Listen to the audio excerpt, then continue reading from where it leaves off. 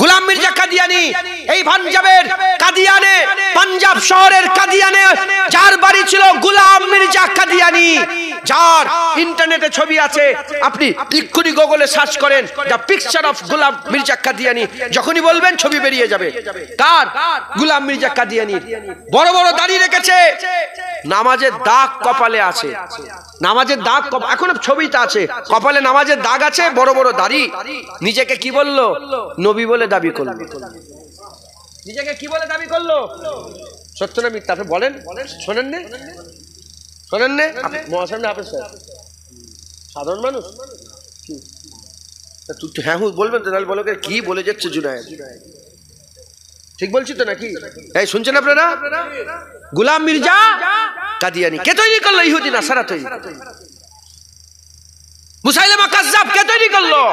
ইহুদি নাসারা তৈরি করেছে। মুসলমান, এই কাদিয়ানীদের মসজিদও আছে। কি গো, এই মসজিদে নামাজ হবে? এই মসজিদ কি করে দেওয়া দরকার? জোরে বলেন। হ্যাঁ, এই মসজিদকে কি করা দরকার? এক বাক্যে বলেন কি করা দরকার? ভেঙে হ্যাঁ পুড়িয়ে দেওয়া দরকার। কথা ঠিক না বেঠিক বলে? হ্যাঁ, আমি পরশুদিন জলসায় গেছি, বললো হুজুর এখানে কাদিয়ানি আছে। আমি বললাম যারা কাদিয়ানি, গোলাম মির্জা কাদিয়ানিকে কাফের মনে করবে না, সেও কাফের। আপনারা বলেন গোলাম মির্জা কাদিয়ানি কি ছিল? জোরে বলেন কি ছিল? যে নবী পাককে না মেনে আমার নবীর পরে আবার নবী বলে দাবি করে, সে কি? কাফের। গোলাম মির্জা কাদিয়ানি তার মত এমন ভাবে হয়েছিল, গু খেতে খেতে মরেছে। কি খেতে খেতে মরেছে? গুয়ের চেম্বারে পড়ে গু খেতে খেতে মরেছে। এমন মত দিয়েছে, ওর পর থেকে আর কেউ নবী দাবি করার সাহস হয়নি। বুঝতে পেরেছেন আপনারা? এই ইহুদি নাসারা এখন তো ওহাবি তৈরি করেছে 100 বছর, গোলাম মির্জা কাদিয়ানি ইরাই তৈরি করেছে, মুসাইলামা কাজ্জাবকে ইরাই তৈরি করেছে। ইরাই হুজুর পাক সাল্লাল্লাহু আলাইহি ওয়াসাল্লামের জামানায় হুজুরের সবচেয়ে বেশি ক্ষতি করেছে। এই শুনছেন আপনারা? মুসলমানের ছেলেরা, এ নবীর উম্মত উম্মতিরা, আমি আপনাদের একটু বুঝিয়ে দিয়ে যাই। এই যে ইহুদি নাসারা আছে, এই যে মুনাফিক, এই মুনাফিকরা কি করেছে? দাড়িওয়ালা টুপিওয়ালা জুব্বাওয়ালা, টুপিওয়ালা দাড়িওয়ালা জুব্বাওয়ালা, এই দাড়িওয়ালা টুপিওয়ালা জুব্বাওয়ালারা কি কি ক্ষতি করেছে আমি একটু শুনিয়ে দিয়ে যাই। এ মুসলমানের ছেলেরা, এদের কাছ থেকে কত সাবধানে থাকতে হবে, আমাদের কত দূরে থাকতে হবে, এটা আমাদের একটু বুঝতে হবে। এই দাড়িওয়ালা টুপিওয়ালা জুব্বাওয়ালারা আম্মা জান আয়েশা সিদ্দিকার সঙ্গে রাসূলুল্লাহর সাথে ঝগড়া লাগিয়ে দিয়েছে। 1 মাস বিছানা আলাদা হয়ে গেছে, আম্মা জানের বিছানা 1 মাস আলাদা করেছে। হযরত আম্মা জান আয়েশা সিদ্দিকার সঙ্গে রাসূলুল্লাহর লড়াই আরম্ভ হয়েছে। আম্মা জানের সঙ্গে রাসূলুল্লাহর বিছানা আলাদা হয়ে গেছে। হুজুর পাক সাল্লাল্লাহু আলাইহি ওয়াসাল্লাম কথা বলেন না। কেন কথা বলেন না? আমি আপনাদের একটু ডিটেইলসে বলি, তাহলে বুঝতে পারবেন। বানু মুস্তালিকা বলে একটা যুদ্ধ হয়েছিল। বানু মুস্তালিকার যুদ্ধ থেকে আকা মাওলা রাসূলুল্লাহ সাল্লাল্লাহু আলাইহি ওয়াসাল্লাম ফিরে আসছেন, ক্যাম্প করেছেন, তাবু গেড়েছেন। ওই তাবুতে আম্মা আয়েশা সিদ্দিকা আছেন, হুজুর পাক সাল্লাল্লাহু আলাইহি ওয়াসাল্লাম আছেন, হযরত আলী আছেন, আরো সাহাবা হুজুররা আছে। হুজুর পাক বললেন চলো এখান থেকে আমরা শিবির নিয়ে অন্য জায়গায় চলে যাব। সফর কিছুটা গিয়ে আবার দাঁড়ালেন, আবার কিছুটা গিয়ে দাঁড়ালেন। হুজুর কি করলেন? বলে চলো আমরা এখান থেকে সফর শুরু করব। ওই সময়তে আম্মা আয়েশা সিদ্দিকার খেমা, আম্মা আয়েশা সিদ্দিকার খেমার সামনে হুজুরের পালকি দাঁড় করিয়ে দেওয়া হলো। হুজুর পালকিতে ঢুকবেন আর পালকি উটের পিঠে বেঁধে দেওয়া হবে, পর্দার সঙ্গে আম্মা জান যাবেন। এমন অবস্থাতে ঠিক বেরোবার সময় আম্মা জানের হাজতের প্রয়োজন হয়ে গেছে, টয়লেটের প্রয়োজন হয়ে গেছে। আম্মা জান টয়লেটে চলে গেছেন। এমন অবস্থাতে আম্মা জান টয়লেটে চলে গেছেন। এমন অবস্থাতে আর ওই পালকিটাকে সাহাবা হুজুররা তুলে আর উটের পিঠে বেঁধে দিয়েছেন, পালকিটা তুলে বেঁধে দিয়েছেন। আম্মা জান এত রোগা ছিলেন, ধরা মুশকিল ছিল পালকির ভিতরে আছেন কি নাই এ ধরা মুশকিল। আম্মা জানের পালকি তুলে উটের পিঠে বেঁধে দেওয়া হলো। উটের পিঠে বেঁধে দেওয়ার পরেতে খালি পালকি নিয়ে সাহাবারা আগিয়ে চলে গেলেন। হুজুর পাক চলে গেলেন, সবাই চলে গেলেন। হুজুর পাক সাল্লাল্লাহু আলাইহি ওয়াসাল্লাম বললেন, এ সাফওয়ান ইবনে মুআত্তাল, সাফওয়ান ইবনে মুআত্তালকে হুজুর পাক দেখে বললেন, এ সাফওয়ান ইবনে মুআত্তাল যাও পেছনটা দেখে এসো, কিছু ফেলে রেখে দিয়ে যাচ্ছে নাকি, কিছু পড়ে যাচ্ছে নাকি। সাফওয়ান ইবনে মুআত্তাল এলেন। সাফওয়ান ইবনে মুআত্তাল আসার পরেতে আর ওই সময় দেখে একজনা মহিলা ওই জায়গায় বসে আছে। সাফওয়ান ইবনে মুআত্তাল বললেন, এ মা কে তুমি, এ মেয়ে কে তুমি? বলার সাথে সাথে আম্মা আয়েশা সিদ্দিকা বলে, বাবা আমি তোমাদের আম্মা জান আয়েশা সিদ্দিকা। বলার সাথে সাথে সাফওয়ান ইবনে মুআত্তাল ছিটকে দূরে চলে গেলেন। ছিটকে দূরে গিয়ে আর মাথা হেঁট করে বলেন, আম্মা জান আপনি চিন্তা করবেন না, আপনি ভয় খাবেন না, আপনি আমার উটের উপরে উঠে পড়েন, আর আমি অতক্ষণ পর্যন্ত লাগাম ছেড়ে দেব না যতক্ষণ না হাবিবুল্লাহ পেয়ে যাচ্ছে। আম্মা জানকে উটের উপরে বসিয়ে দিলেন, লাগাম ধরে ধরে সাফওয়ান ইবনে মুআত্তাল আস্তে আস্তে হুজুর পাকের কাছে যাচ্ছে। এদিকে হুজুর পাক চলে গেছেন, খেমা হয়েছে। আলী হুজুর, আলী আয়েশার ওই পালকি আমার খেমার মধ্যে ঢুকিয়ে দাও। হুজুরের পালকি ঢুকিয়ে দেওয়া হলো। পালকি খুলে দেখে আম্মা আয়েশা, জোরে বলেন, আম্মা আয়েশা নেই। আয়েশা কোথায় গেল? আলী আয়েশা কোথায় গেল? বাইরে বেরো, আয়েশা কোথায় গেল? একজন দাড়িওয়ালা টুপিওয়ালা জুব্বাওয়ালা এসেছে। এ শয়তান দেখে, এ শুনছেন? হুজুর পাকের পাশে পাশে আছে দাড়িওয়ালা টুপিওয়ালা জুব্বাওয়ালা এসে বলে, ইয়া রাসূলুল্লাহ কি বলবো, মুনাফিক কি বলবো, লজ্জার কথা কাকে বলবো। মাথা হ্যাট করে আস্তে আস্তে বলছে, হুজুর সাফওয়ান ইবনে মুআত্তাল আছে না, ওই যিনি নিয়ে এসেছেন যে সাহাবা, সাফওয়ান ইবনে মুআত্তাল হুজুরের কদমে আমাদের বাপ মা কুরবান হয়ে যাক। যিনি নিয়ে এসেছেন এ পাগড়িওয়ালা টুপিওয়ালা দাড়িওয়ালা রাসূলুল্লাহর কানের কাছে গিয়ে বলে, হুজুর কি বলবো, লজ্জার কথা, আপনার সঙ্গে বিয়ে করার আগে সাফওয়ান ইবনে মুআত্তালের সঙ্গে আম্মা আয়েশার প্রেম ছিল। নাউজুবিল্লাহ বলবেন না, জোরে বলবেন না নাউজুবিল্লাহ। কি অপবাদ দিয়েছে মুনাফিকরা, এরা কত নিচেই নামতে পারে বুঝতে পারছেন আপনারা? হুজুর পাক সাল্লাল্লাহু আলাইহি ওয়াসাল্লাম মাথা হ্যাট করলেন, মাথা হ্যাট করে বললেন, হ্যাঁ যদি আমার ঘরের মেয়েরা এরকম করে আমি কোথায় মুখ দেখাবো, হ্যাঁ আমি কোন দিকে যাব? হ্যাঁ আলী আয়েশা যদি আসে খেমা আলাদা করে দাও। এই দেখছেন, এটা শিক্ষা, এটা শিক্ষা, আলাদা করে দাও। আম্মা আয়েশা সিদ্দিকা এলেন, কেউ কিচ্ছু জানে না। আয়েশা সিদ্দিকার খেমা আলাদা হয়ে গেল। হুজুর পাক বললেন, যাও আয়েশাকে মদিনায় রেখে দিয়ে এসো। আম্মা আয়েশাকে মদিনায় রেখে দিয়ে আসা হলো। হুজুর পাক মদিনায় ফিরে এলেন। আয়েশা হুজুরের ঘরে হুজুর পাক ঢোকেন না। একদিন হলো, দুদিন হলো, 3 দিন হলো, 4 দিন হলো, হুজুর ঘরে ঢুকছেন না। মুসলমানের ছেলেরা, এই নবীর উম্মত উম্মতিরা, আকা মাওলা রাসূলুল্লাহ সাল্লাল্লাহু আলাইহি ওয়াসাল্লাম আম্মা আয়েশা সিদ্দিকার ঘরের মধ্যে প্রবেশ করছেন না। যখন আম্মা জান ঘরে প্রবেশ, আম্মা আয়েশা সিদ্দিকা রাসূলুল্লাহ ঘরে ঢোকেন না। আম্মা জান মনে মনে চিন্তা করে, কি হয়েছে রাসূলুল্লাহ, যে রাসূলুল্লাহ আমাকে এত মহব্বত করে। আম্মা জান তো কিছুই জানেন না, আম্মা জান কিছুই জানেন না যে রাসূলুল্লাহ আমাকে এত ভালোবাসে। আমি ছোট মানুষ, গোসল করে নিবার পরে চুল আঁচড়াতে পারি না। হুজুর পাক আমার চুলটা আঁচড়ে দেন, বেউনি করে দেন, চুলটাকে সুন্দর করে বেঁধে দেন। আমি ছোট মানুষ, আর হাত কেটে যাবার ভয়ে তরকারি হুজুর পাক নিজে কেটে আমাকে রান্না করার জন্য জোগাড় দিয়ে দেয়। আমি ছোট মানুষ, কাপড় সেলাই করতে গেলে ছুঁচ হাতে ঢুকে যাবে। আকা মাওলা রাসূলুল্লাহ সাল্লাল্লাহু আলাইহি ওয়াসাল্লাম নিজে সেলাই করে দেন। সেই রাসূলুল্লাহ সাল্লাল্লাহু আলাইহি ওয়াসাল্লাম আমার সাথে কেন কথা বলে না? 1 মাস হয়ে গেল কথা বলে না। হঠাৎ করে 1 মাস পরে হঠাৎ করে একজনা মেয়ে হুজুরের খাদেমা ঘরে ঢুকেছে। ঘরে ঢুকে বলতে আরম্ভ করেছে, আমার ছেলের উপরে আল্লাহর লানত হয়ে যাক, আমার বেটার উপরে আল্লাহর লানত হোক, আমার বেটার উপরে আল্লাহর লানত হোক। ওই সময় আম্মা আয়েশা বলে, এ মেয়ে তুমি তোমার বেটার উপরে কেন আল্লাহ লানত দিচ্ছ? বলে, আম্মা আপনি জানেন না আমার বেটা কি করেছে? বলে, কি করেছে তোমার বেটা? বলে, আমার বেটা বলেছে আপনার সঙ্গে নাকি সাফওয়ান ইবনে মুআত্তালের প্রেম আছে, আপনার সঙ্গে নাকি প্রেম আছে। এই রকম ভাবে সমস্ত বাজারে লটিয়েছে, হুজুর পাককে এইভাবে বলেছে। বলার সাথে সাথে আম্মা জান কেঁদে যারে যান। আম্মা জান বলে, আমি আর থাকবো না, আমাকে আমার বাপের ঘরে পৌঁছে দিতে হবে। হুজুর পাকের কাছে খবর এলো। হুজুর পাক সাল্লাল্লাহু আলাইহি ওয়াসাল্লামকে বললেন, আমাকে আমার বাপের ঘরে রেখে দিয়ে চলে আসে। আম্মা আয়েশা সিদ্দিকা হুজুর পাকের ঘর থেকে আবু বকর সিদ্দিকের ঘরে চলে গেলেন। 1 দিন 2 দিন 3 দিন খাওয়া দাওয়া বন্ধ, এমনি রোগা মানুষ বিছানায় পড়ে পড়ে বিছানার সাথে যেন মিশে গেছে। হুজুরের শরীর খুব খারাপ, খুব শরীর খারাপ হয়ে গেছে। হুজুর পাকের কাছে খবর চলে গেছে। হুজুর পাক সাল্লাল্লাহু আলাইহি ওয়াসাল্লাম আর সহ্য করতে পারেন না। হুজুর পাক ডাইরেক্ট আবু বকর সিদ্দিক হুজুরের বাড়িতে চলে গেছে। আম্মা আয়েশা সিদ্দিকার সামনে দাঁড়িয়েছে।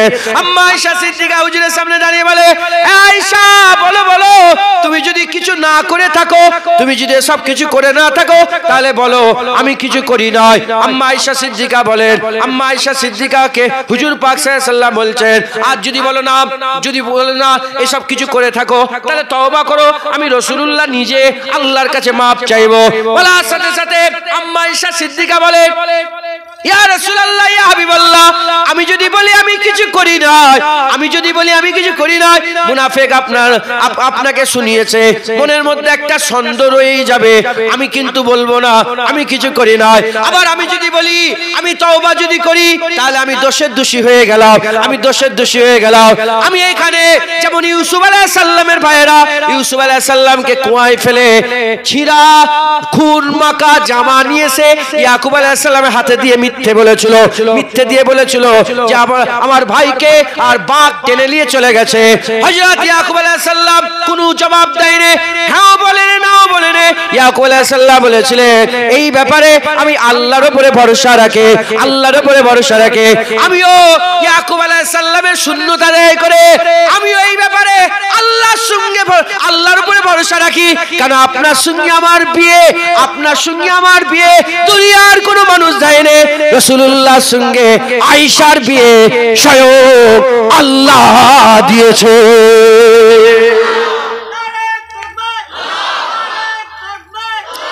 যখনই আম্মা আয়েশা সিদ্দিকা বলেছেন, আল্লাহ পাকের রহমতের দরিয়ায় জোশ মেরে উঠেছে, আয়াত নাযিল হয়েছে। আম্মা পাক একবার জোরে বলেন সুবহানাল্লাহ। হুজুর পাক আল্লাহ পাক আয়াত নাযিল করবেন, হাবিব এই এই এই এই এই লোকগুলো সব মুনাফিক। এই দাড়িওয়ালা টুপিওয়ালা জুব্বাওয়ালা যে প্রথম কাতারে দাঁড়িয়ে থাকে, নামাজের আপনার পেছনে নামাজ পড়ে, এ সব মুনাফিক। এদের করে সব 80টা করে চাবুক মারেন। আর এদের যে সর্দার আছে আব্দুল্লাহ ইবনে উবাই ইবনে সালুল, একে 160টা চাবুক মারেন। শুনছেন আপনারা? ওমরে ফারুক হুজুর খবর পেয়ে গেলেন, হুজুরকে বললেন, ইয়া রাসূলুল্লাহ কোনগুলো একবার দেখিয়ে দেন। হুজুর তো দেখাইনি, কোনগুলো দেখিয়ে দেন, গর্দান কেটে আলাদা করব। হুজুর বললেন, গর্দান কাটার হুকুম হয়নি, চাবুক মারার হুকুম হয়েছে। বলে চাবুকটাই আমাকে মারতে দেন, আমাকে চাবুকটাই মারতে দেন। হ্যাঁ, বলে না ওমর, তোমাকে চাবুক মারতে দিলে তুমি মেরে ফেলবে, যে চাবুক মারা সেই চাবুক মারবে। চাবুক খেলো, চাবুক খেয়ে ছোটখাটো গুলো সব তওবা করলো, মাপ চাইলো, হুজুরের হাতে সাচ্চা দিলে কলমা পড়ে মুসলমান হলো। একবার জোরে বল। আর এদের মধ্যে যে বড়টা ছিল, এদের মধ্যে যে বড়টা ছিল আব্দুল্লাহ ইবনে উবাই ইবনে সালুল, সে বলে না দেখে নেবো। সে কি বললো? যে ইহুদি নাসারার সঙ্গে উঠা বসা করতো, খ্রিস্টান ইহুদির সঙ্গে উঠা বসা করতো, সে কি বললো? সে বললো দেখে নেবো, দেখে নেবো। কি দেখবে? মদিনা শরীফ থেকে 5 মাইল দূরে চলে গেল, দূরে গিয়ে একটা সুন্দর মসজিদ তৈরি করলো। জঙ্গে তাবুকের সময় কি তৈরি করলো? মসজিদ। যে মসজিদটার নাম মসজিদে জেরার, মসজিদে জেরার তৈরি করলো। তৈরি করে ঠিক ইমামতির যেখানে জায়গা আছে না, ওখানে বড় করে একটা কুয়া খুললো, বড় করে কুয়া খুললো। কুয়া খুঁড়ে আর হুজুরের কাছে 2জন মুনাফিককে পাঠালো, মাথায় টুপি জুব্বা দাড়ি একদম। হুজুর, অনেক দূর থেকে আমাদের আস্থায় কষ্ট হয়, একটা মসজিদ তৈরি করেছি, আপনি যে যদি মসজিদটাকে উদ্বোধন করে দিতেন খুব ভালো হতো। আর ইয়া নিয়ত করলো হুজুর মসজিদের ওখানে উদ্বোধন করতে যে দাঁড়াবে, ইমামতির জায়গায় দপ করে পড়ে যাবে। এই শুনছেন আপনারা? তার মানে এরা রাসূলুল্লাহর কিসের ক্ষতি করতে চেয়েছিল? বলেন না, কি ক্ষতি করতে চেয়েছিল? জানের ক্ষতি। মুনাফিকরা কার দুশমন? জোরে বলেন। রাসূলুল্লাহর দুশমন। এরা ছিল রাসূলুল্লাহর দুশমন। লা ইলাহা ইল্লাল্লাহ ওটাকে বলে দিয়েছি, ওটা হচ্ছে ভণ্ড পীর, ওর বিষয়ে বলে দিয়েছি। এবার বলা হচ্ছে মুহাম্মদুর রাসূলুল্লাহর ব্যাপারে। বুঝতে পারছেন? যারা আমাদের দিল থেকে রাসূলুল্লাহ বের করতে চায়, এরা রাসূলুল্লাহর জানের দুশমন। এই মুনাফিকরা কুয়া খুললো। হুজুর পাক বললেন ঠিক আছে যাব। হুজুর পাক কি বললেন? যাব। আমার আল্লাহ বলে হাবিব যাবেন না, গোলাম পাঠান, মসজিদ ভাঙেন, ওতে আবার আগুন লাগান। মসজিদে আগুন লাগাবার হুকুম কে দিল? জোরে বলেন, কে দিল? তার সবাইয়ের মুখ থেকে শুনতে চাই, মসজিদে আগুন লাগাবার হুকুম কে দিল? মাথায় ঢুকছে? তার সব মসজিদ আমাদের নয়। ওই গোলাম মির্জা কাদিয়ানীদের মসজিদ ভাঙার কথা বলছেন, তোমরা মেদিনীপুরের মানুষ মনে করছে কি বলছে, মসজিদ ভাঙার কথা হুজুর বলছে। এবার বলেন, যারা বলে আমার নবী শেষ নবী নয়, গোলাম মির্জা কাদিয়ানী ওই কাফেরকে যারা শেষ নবী মনে করে, তাদের মসজিদ কি করে দেওয়া দরকার? জোরে বলেন। এটা দারুল ইসলাম নয়। যদি দারুল ইসলাম হতো, হুকুম ছিল মসজিদগুলোকে ভেঙে দিবার। কথা ঠিক না বেঠিক বলেন? হ্যাঁ, আমরা গণতান্ত্রিক রাষ্ট্রে বাস করি, যে যার ধর্মে যে যার মতন করে সব চলে। কথা ঠিক না বেঠিক? তাই আমরা ওখানে মাথা মারতে যাব না, কিন্তু আমরা ওই মসজিদে ঢুকবো না, ওদের থেকে দূরে থাকবো। ওটা আল্লাহর ঘর নয়, ওটা শয়তানের আঁকড়া। কথা ঠিক না বেঠিক বলেন? মুসলমানের ছেলেরা, হে নবীর উম্মত উম্মতিরা, এই দাড়িওয়ালা টুপিওয়ালা জুব্বাওয়ালারা এখানেই ক্ষান্ত হলো না। হুজুরের জানের ক্ষতি করতে চেয়েছিল, ওখানে তারা শান্ত হলো না। তারপরে আবু বকর সিদ্দিকের 2 বছর 6 মাস, হুজুর পাক সাল্লাল্লাহু আলাইহি সাল্লামের আবু বকর সিদ্দিকের 2 বছর 6 মাস সেখানে মুনাফিকি করলো। তারপরে কি করলো? এই মুনাফিকরা, লুলু নামক এক মুনাফিক, মাথায় পাগড়ি, মাথায় টুপি, মুখে বড় বড় দাড়ি আর জুব্বা পরে, আর এই মুনাফিক ওমরে ফারুক হুজুরের পেছনে নামাজে দাঁড়ালো, দুধারি তলোয়ার নিয়ে 20 আলুত 20 মাকাব দুধারি তলোয়ার নিয়ে ওমরে ফারুক হুজুর নামাজ শুরু করবে। কোন রাতে নামাজ শুরু করার আগে হুজুরের পেটের মধ্যে ঢুকিয়ে দিল, হুজুরের পেটের মধ্যে ঢুকিয়ে দিল, এ নবীর উম্মত উম্মতিরা পেটের মধ্যে ঢুকিয়ে দিল। ঢুকিয়ে দেওয়ার পরে হুজুর শহীদ হয়ে গেলেন। ওমরে ফারুককে এই দাড়িওয়ালা টুপিওয়ালার শহীদ করলো। এখানে ক্ষান্ত হলো না। এই দাড়িওয়ালা টুপিওয়ালা জুব্বাওয়ালারা উসমান গনি হুজুরের ঘরকে 40 দিন ঘিরে ফেললো। 40 দিন ঘিরে ওমরে উসমান গনি হুজুরের ঘরকে 40 দিন হুজুরের ঘরকে ঘিরে রেখে দিল, বাইরে বেরোতে দিল না, কাউকে ঢুকতে দিল না, পাঁচিল টপকে ঢুকলো। হযরত উসমান গনি হুজুরের দাড়িটাকে ধরলো, আর উসমান গনি হুজুর কুরআন তেলাওয়াত করছিলেন। তেলাওয়াত অবস্থাতে ওইভাবে তিনাকে শহীদ করে দেওয়া হলো। সেই খুন মাখা কোরআন শরীফ, সেই খুন মাখা কোরআন শরীফ আজও মিউজিয়ামে রাখা আছে, আজও মিউজিয়ামে রাখা আছে। এ নবীর উম্মত উম্মতিরা, মুসলমানের ছেলেরা খুব খেয়াল করে শুনে রেখে দেয়। এ মুসলমান, এখানে তারা ক্ষান্ত হলো না। এরা কি করলো? এই দাড়িওয়ালা টুপিওয়ালা জুব্বাওয়ালারা কোথায় চলে গেল? আর কুফাতে চলে গেল। কুফার জুম্মা মসজিদ আমার আল্লাহ আমাকে নিয়ে গেছে। আজও সেই জায়গা চিহ্নিত করে কাঁচ দিয়ে ঘেরা আছে, যেখানে হযরতে আলী হুজুরকে ফজরের নামাজের সময় হুজুরকে শহীদ করে দেওয়া হলো। কে শহীদ করলো? কোন হিন্দু নয়, কোন খ্রিস্টান নয়, কোন ইহুদি নয়, দাড়িওয়ালা টুপিওয়ালা জুব্বাওয়ালা হযরতে আলী হুজুরকে শহীদ করলো। এই দাড়িওয়ালা টুপিওয়ালা জুব্বাওয়ালারা কি করলো? এই দাড়িওয়ালা টুপিওয়ালা জুব্বাওয়ালারা হযরতে হাসান হুজুরকে বিষের পেয়ালা পান করালো।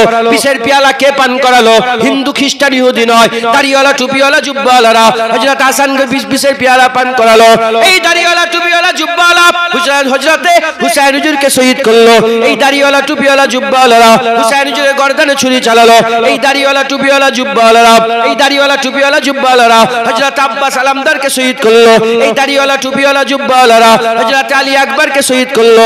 এই দাড়িওয়ালা টুপিওয়ালা জুব্বাওয়ালারা হযরত আলী আসগরকে শহীদ করলো। এই দাড়িওয়ালা টুপিওয়ালা জুব্বাওয়ালারা আবু বকর বিন আলীকে শহীদ করলো, উসমান বিন আলীকে শহীদ করলো, ওমর বিন আলীকে শহীদ করলো। এই দাড়িওয়ালা টুপিওয়ালা জুব্বাওয়ালারা কাসেম বিন হাসানকে শহীদ করলো। এই দাড়িওয়ালা টুপিওয়ালা জুব্বাওয়ালারা কারবালার ময়দান থেকে কোথায় গেল? হযরত আব্দুল্লাহ ইবনে জুবাইরকে খুঁজতে বেরোলো। আব্দুল্লাহ ইবনে জুবাইরকে খোঁজার জন্য মক্কা শরীফে ঢুকে গেল। মক্কা শরীফে ঢুকে তাকেও শহীদ করার চেষ্টা করলো। তিনি ছুটে জানের ভয়ে আল্লাহর কাবা ঘরের ভিতরে ঢুকে গেল। কাবা ঘরের ভিতরে ঢুকে কাবা ঘরের দরজা লাগিয়ে দিল। তারা নিরুপায় হয়ে কি করলো? কাবা শরীফে আগুন লাগালো। এই দাড়িওয়ালা টুপিওয়ালা জুব্বাওয়ালারা আল্লাহর ঘর কাবায় আগুন লাগিয়ে দিল। এই আগুন লাগার ফলেতে হাজরে আসওয়াদ ভেঙে টুকরা টুকরা টুকরা হয়ে 22টা টুকরা হয়ে গিয়েছিল। এই দাড়িওয়ালা টুপিওয়ালা জুব্বাওয়ালা এখানে ক্ষান্ত হলো না, এরা মদিনা শরীফে চলে গেল। মসজিদ নববী শরীফে 3 দিন আজান বন্ধ করে দিল, 3 দিন নামাজ বন্ধ করে দিল। সাহাবারা ধরে ধরে মারতে আরম্ভ করলো। আহলে বায়াতের ঘরের ছেলেপুলেদের ধরে ধরে মারতে আরম্ভ করলো। হুজুরের মহব্বতের লোকেদের করে ধরে ধরে মারতে আরম্ভ করলো।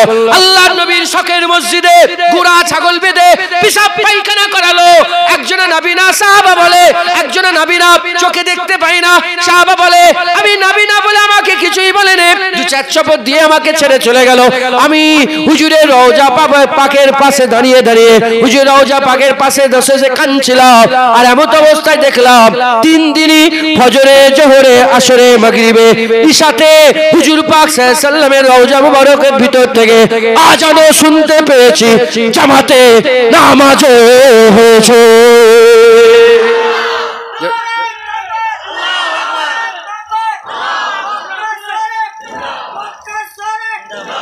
শুনছেন আপনারা? এই দাড়িওয়ালা টুপিওয়ালারা কাবায় আগুন লাগিয়েছে। এই দাড়িওয়ালা টুপিওয়ালা রাসূলুল্লাহর মাজারের পাশের মসজিদে নামাজ বন্ধ করে দিয়েছে। শুনছেন? উসমানিয়া খেলাফতে এই দাড়িওয়ালা টুপিওয়ালারাই মক্কা সেই মদিনা শরীফে খুন খারাবা করেছে এই মুনাফিকরা। উসমানিয়া খেলাফতে 600 বছর, যেখানে দ্বিতীয় বিশ্বযুদ্ধের পরে যে উসমানিয়া খেলাফত শেষ হলো, মক্কা মদিনা এরা যুদ্ধ করেছে, খুন ছড়িয়েছে। মুসলমান দাড়িওয়ালা টুপিওয়ালা জুব্বাওয়ালা, তাহলে সব দাড়িওয়ালা টুপিওয়ালা জুব্বাওয়ালা কি এক? জোরে বলেন এক? হ্যাঁ, দাড়ি টুপি দেখলেই হবে না। দাড়িওয়ালা টুপিওয়ালা জুব্বাওয়ালারাই তো মুনাফিক, আবার দাড়িওয়ালা টুপিওয়ালা জুব্বাওয়ালারাই তো মোমেন। একবার জোরে বলেন সুবহানাল্লাহ। ফারাক কি করে করবেন? এখনো বলিনি, ফারাক কি করে বুঝবেন কি করে যে কোনটা মুনাফিক আর কোনটা মুমিন? মুসলমানের ছেলেরা, এই নবীর উম্মত উম্মতিরা, খুব খেয়াল করে শুনে রেখে দেন। আমি দুজনের কথা বলে দিয়ে যাই, কনসেপ্ট ক্লিয়ার হয়ে যাবে, কনসেপ্ট ক্লিয়ার হয়ে যাবে, পরিষ্কার হয়ে যাবে। আপনারা সাধারণ মানুষ, আপনাদের পরিষ্কার হয়ে যাবে। দুজনের কথা বলে দিয়ে যায়, দুজন ক্যারেক্টারের কথা বলে দিয়ে যায়, দুজনের কথা বলে দিয়ে যায়, দুটো ব্যক্তিত্বের কথা বলে দিয়ে যায়। একটা হলো আব্দুল্লাহ ইবনে উবাই ইবনে সালুল, মুনাফিকের সরদার। এ হচ্ছে সমস্ত পৃথিবীর মুনাফিক যত আছে, এই মুনাফিকের সরদারের নাম কি? আব্দুল্লাহ ইবনে উবাই, আব্দুল্লাহ ইবনে উবাই ইবনে সালুল, আব্দুল্লাহ ইবনে উবাই। এ হচ্ছে মুনাফিকের সরদার আব্দুল্লাহ ইবনে উবাই। নামটা কি? আব্দুল্লাহ নামটা কি রকম গো? আরে কথা বলবেন? আরে বলেন না। আল্লাহ পাকের পছন্দের নাম কটা জানেন? কটা? সবচেয়ে পছন্দের নাম কটা? দুটো। কটা? একটা আব্দুল্লাহ, একটা আব্দুর রহমান। আব্দুল্লাহ, আব্দুর রহমান সবচেয়ে পছন্দের নাম। জগৎ বিখ্যাত কি? এই বুঝতে পারছেন আপনারা? নামেও এক। বুঝছেন আপনারা? এই নবীর উম্মত উম্মতিরা, খুব খেয়াল করে শুনে রেখে দেন। জগৎ বিখ্যাত মুনাফিক আব্দুল্লাহ ইবনে উবাইয়ের ক্যারেক্টার সামনে রেখে দেন। উল্টো দিকে আমাদের আকা মাওলা রাসূলুল্লাহ সাল্লাল্লাহু আলাইহি সাল্লামের বড় খলিফা, আমাদের জাত, আমাদের বাপ মা জিনার নামে কুরবান হয়ে যান। হুজুর পাক বলেছেন, বাদাল আম্বিয়া খায়রুল বাশার, মুমিনের পরে নবীদের পরে, নবীদের পরে মানুষের উপরে আবু বকর সিদ্দিকের মতন কে আছে? আবু বকরকে আমার আল্লাহ সালাম পাঠিয়েছে। আবু বকর সিদ্দিকের মাকাম আল্লাহ এত বড় করেছে। একদিকে আব্দুল্লাহ ইবনে উবাই আছে, আর একদিকে আবু বকর সিদ্দিক আছে। দুজনের কিছু তাসাব্বুরে নিয়ে আসে, দুটোকে তাসাব্বুরের মধ্যে নিয়ে আসে। আবু বকর সিদ্দিক আর আব্দুল্লাহ ইবনে উবাই। আব্দুল্লাহ ইবনে উবাইয়ের দিকে তাকান, আবু বকর সিদ্দিকের একটু খেয়াল করেন, চিন্তা ভাবনা করেন। এখানেও টুপি আছে, এখানেও টুপি আছে, এখানেও জুব্বা আছে, এখানেও জুব্বা আছে, এদিকেও জুব্বা, এদিকেও জুব্বা, এদিকে টুপি, এদিকে টুপি, এদিকে দাড়ি, এদিকে দাড়ি, এদিকে নামাজ, এদিকে নামাজ, এদিকে রোজা, এদিকে রোজা, এদিকে যুদ্ধ, এদিকে যুদ্ধ।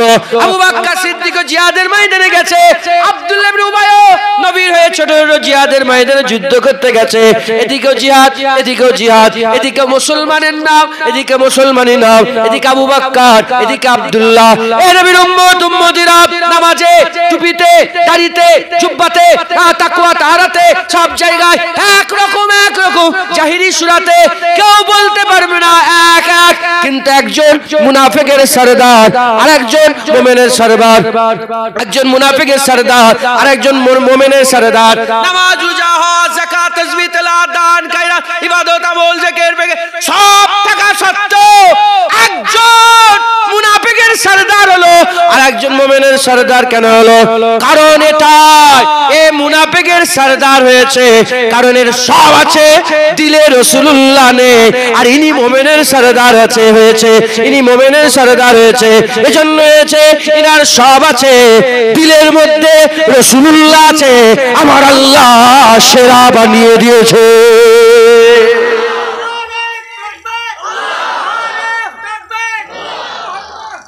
শুনছেন? তাহলে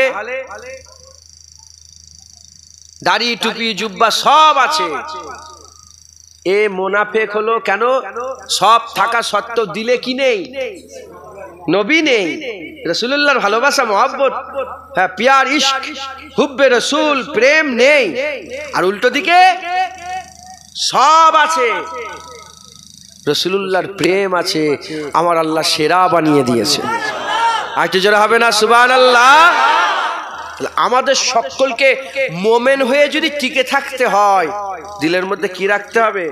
মুহাম্মদুর রাসূলুল্লাহর প্রেম রাখতে হবে। জোরে বলেন।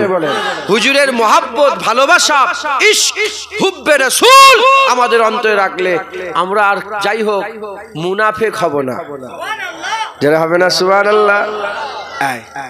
মুসলমানের ছেলেরা, এ নবীর উম্মত উম্মতিরা, আমি আপনাদের একটু শুনিয়ে দিয়ে যাই, যারা শুধু বলে নামাজ নামাজ নামাজ নামাজ নামাজ নামাজ নামাজ নামাজ, জিকির করে নামাজ নামাজ নামাজ নামাজ, আমি বলে দিয়ে যাই, শুনে রেখে দেন, সারা জীবনের নামাজ একটা পাল্লায় তোলেন, সারা জীবনের রোজা একটা পাল্লায় তোলেন, সারা জীবনের হজ একটা পাল্লায় তোলেন, সারা জীবনের যাকাত একটা পাল্লায় তোলেন, সারা জীবনের তাকওয়া একটা পাল্লায় তোলেন, সারা জীবনে 10 লাখ মানুষকে কোরআন শিখিয়েছেন একটা পাল্লায় তোলেন, সারা জীবনে 5000 মাদ্রাসা করেছেন একটা পাল্লায় তোলেন, সারা জীবনে 50,000 মসজিদ তৈরি করেছেন একটা পাল্লায় তোলেন, সারা জীবনে 5 লাখ লোকের বাসস্থানের জায়গা দিয়েছেন পাল্লায় তোলেন, যত আমল আছে একটা পাল্লায় তোলেন।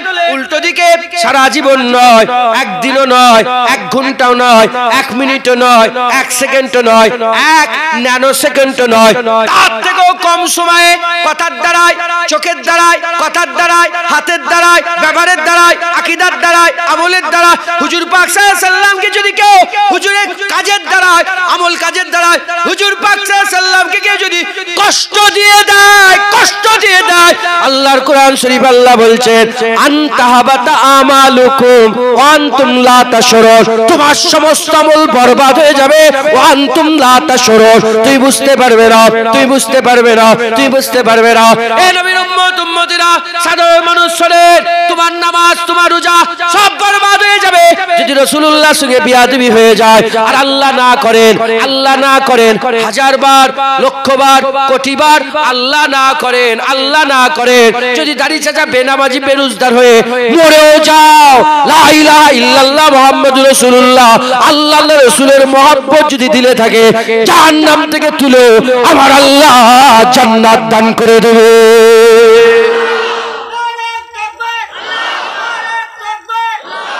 এ আমার হজ নয়, ফতোয়া আমাকে লাগাবে না, এ মুজাদ্দিদ জামানের হজ। মুজাদ্দিদ জামান বলতেন, বাবারা মরতে যদি হয় আল্লাহর ওলি হয়ে মরো, আর আল্লাহর ওলি হয়ে মরতে যদি না পারো, আল্লাহ না করেন, আল্লাহ না করেন, আল্লাহ না করেন, ফাসিক ফাজির হয়ে মরে যাও, তথাপি কাফের হয়ে মরে যেওনি।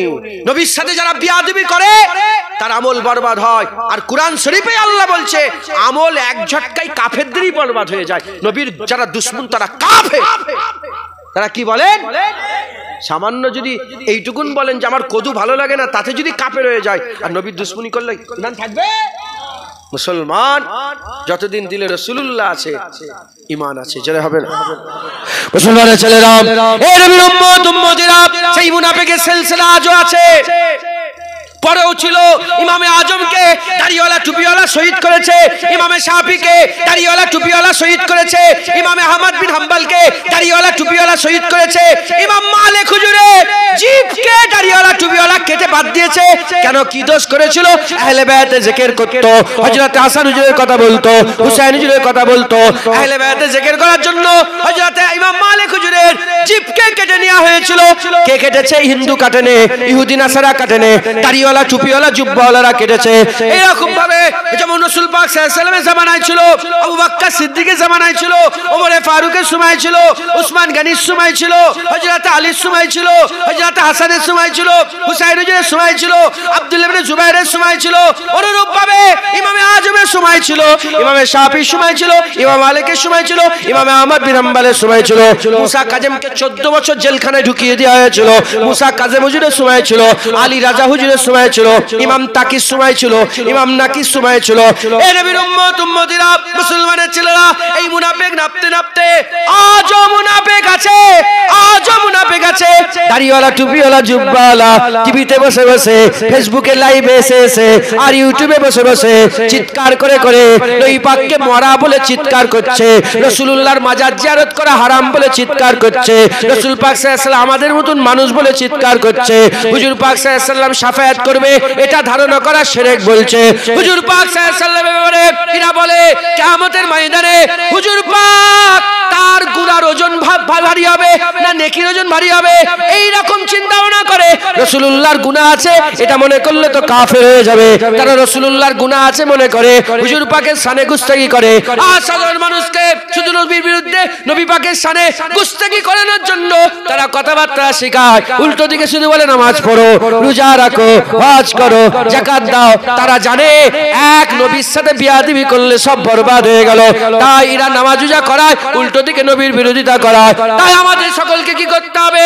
যেমন ইমামে আজম আবু হানিফা মুমিনের কাতারে সরদার ছিলেন, ইমামে শাফি মুমিনের কাতারে সরদার ছিলেন, ইমামে মালিক মুমিনের কাতারে সরদার ছিলেন, ইমামে আহমদ বিন হাম্বল মুমিনের কাতারে সরদার ছিলেন, হযরত বড় পীর আব্দুল কাদের জিলানী মুমিনের কাতারে সরদার ছিলেন, খাজা মঈনুদ্দিন চিশতি মুমিনের কাতারে সরদার ছিলেন, আমার পীর আবু বকর সিদ্দিকও মুমিনের কাতারে সরদার ছিলেন।